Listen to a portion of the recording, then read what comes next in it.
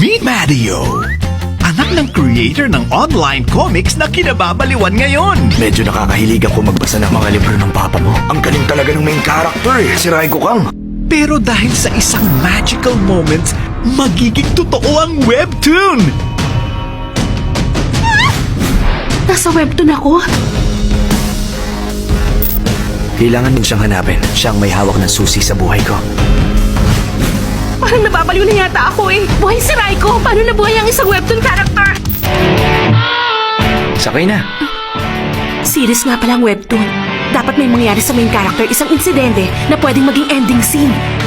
Paano kung ang bida ng comics ay maging totoo na sa puso niya?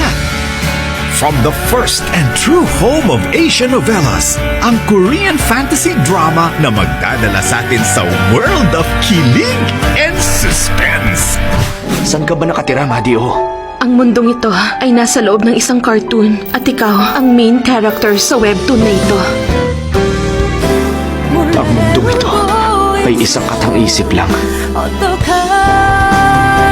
May chance bang maging reality ang love story na nagsimula sa fantasy?